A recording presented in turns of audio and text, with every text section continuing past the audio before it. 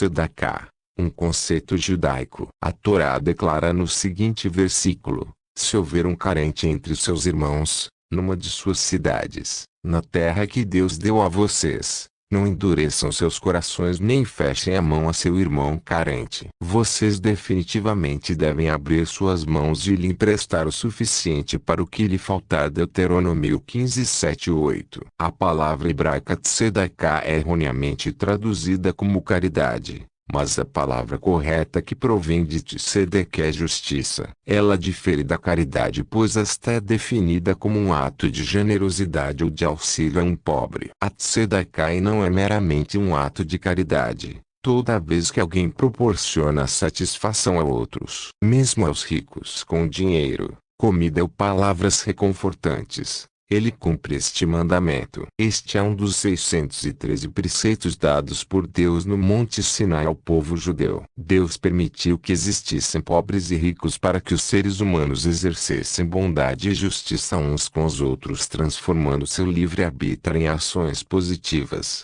Fazer justiça. Quando as pessoas dão tzedakah, podem sentir que estão fazendo sacrifício por doar parte de seu próprio dinheiro a outrem. Podem mesmo aborrecer-se com o receptor da tzedakah por tirar vantagens. A Torá nos diz que esta atitude é errada, advertindo: não dê de má vontade. A razão está no versículo de Provérbios que diz: não retenha o bem daquele a quem é devido, quando está em seu poder fazê-lo. Aquilo que damos aos necessitados rigorosamente pertence a eles. E a pessoa com meios é, na verdade, apenas o depositário da propriedade dos pobres. Em Provérbios também encontramos: não roube dos pobres, mas o que os pobres têm que possamos roubar deles. Este versículo refere-se à retenção da tzedakah, porque quando as pessoas o fazem, guardam para si mesmas o que por direito pertence aos pobres. Seria uma espécie de roubo. Aqueles que recebem tzedakah não devem se sentir humilhados, e quem dá tzedakah não deve se sentir magnânimo. É simplesmente um ato de justiça, de distribuir o que, por direito, pertence a cada pessoa. Para algumas pessoas é mais difícil separar-se de seu dinheiro que se separar da própria vida. Um exagero. Nem tanto. Há uma menção sobre nossa conquista da liberdade após a escravidão no Egito, em Peça. Do que isto nos vale hoje em dia. Como este fato tão remoto pode ser aplicado como lição em nossos dias? Pelo fato de que muitos de nós hoje se torna escravo de seus bens materiais, ambições e conquistas. Devemos nos lembrar que não podemos permanecer escravos da matéria e sim buscar nosso aprimoramento espiritual. Doar e dividir, somar e multiplicar com outros faz parte deste processo, desta ascensão humana e de nossa meta de vida. A tzedakah deve ser dada com prazer e com um semblante agradável. Se um pobre lhe pede dinheiro e você não está apto a ajudá-lo agora, não levante a voz ou haja desagradavelmente. Solidarize-se com ele e, calmamente, expresse que gostaria de ajudá-lo, mas que neste instante não tem condições de fazê-lo. É louvável dar algo a uma pessoa pobre que pede um donativo, mesmo que seja uma pequena quantia. A recompensa por praticar a tzedakah é enorme. Em Yom Kippur recitamos que 3 coisas revogam um mau decreto dos céus: Teshuvah, retornar ao caminho da Torá; Tefilá, orações; e tzedakah, atos de justiça, de correção. Acima de tudo, não dê com cara amarrado ou se arrependa de atos de tzedakah, ou de qualquer outra mitzvah, que tenha feito. Você perderá o mérito do ato. Mas não pratique o ato pela recompensa, pois conforme o ensinamento da nossos sábios a verdadeira recompensa pelo cumprimento de um mandamento, é o próprio mandamento.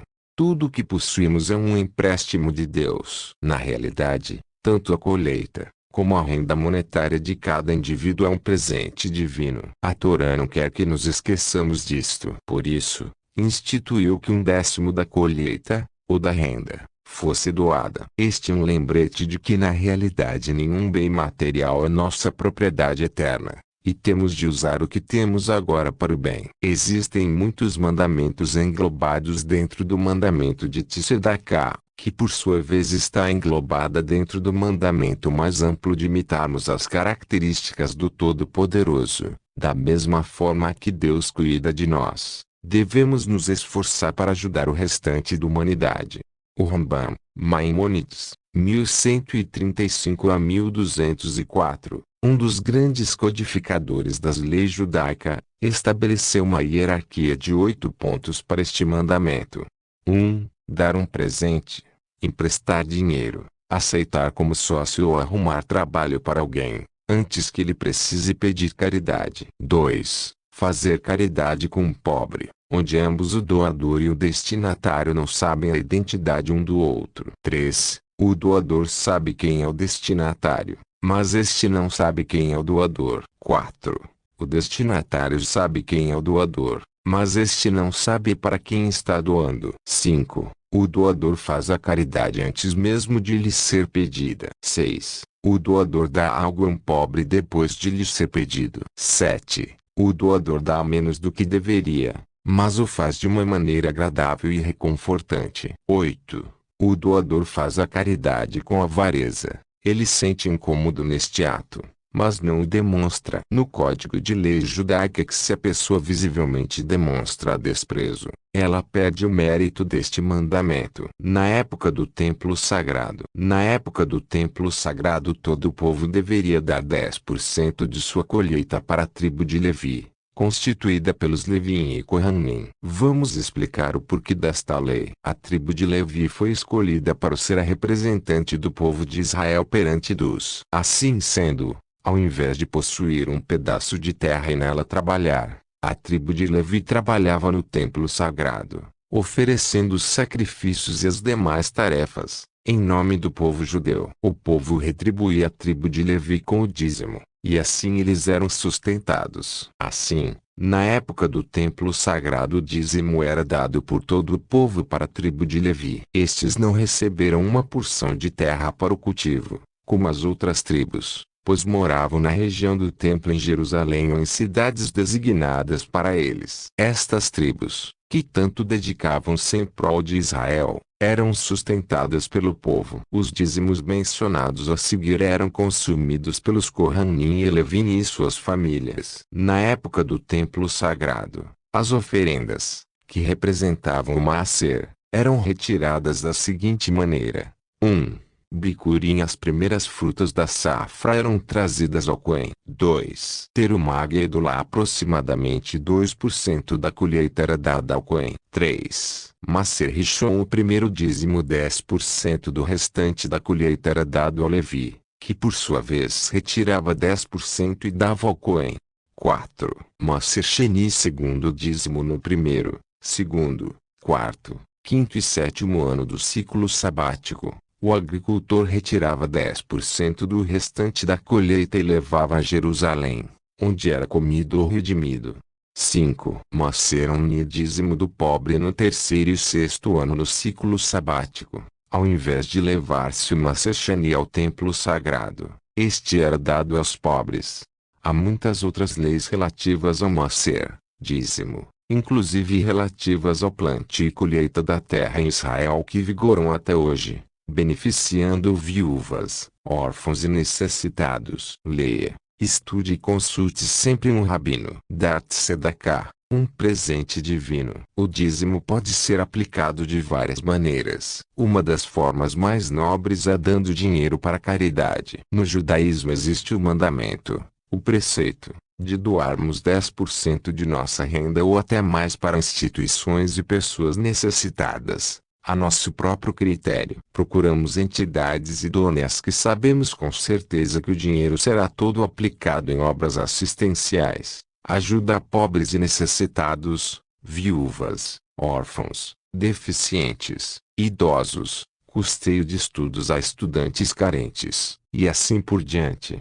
A prática do dízimo é benéfica para qualquer pessoa, independente de sua religião. Líderes de todas as religiões devem estimular seus seguidores a adotar práticas de caridade e compartilhar aquilo que têm com os menos afortunados. Em primeiro lugar, devemos doar aos necessitados da própria família. Depois, aos carentes de nossa cidade, instituições de caridade, sinagogas e outras instituições. Na realidade, tanto a colheita, como a renda monetária de cada indivíduo é um presente divino. A Torá não quer que nos esqueçamos disto. Por isso, instituiu que 1/10 da colheita, ou da renda, fosse doada. Este é um lembrete de que na realidade nenhum bem material é nossa propriedade eterna, e temos de usar o que temos agora para o bem, e nunca pensar amanhã, ou talvez. Pois este talvez pode também significar que talvez não estejamos mais aqui amanhã. Que possamos abrir nossos corações, mentes e mãos diariamente para praticar atos de justiça e nos tornarmos hoje dignos de termos sido os fiéis depositários da confiança e eterna bondade divina. Seja um Bnei Noah. Inscreva-se no canal.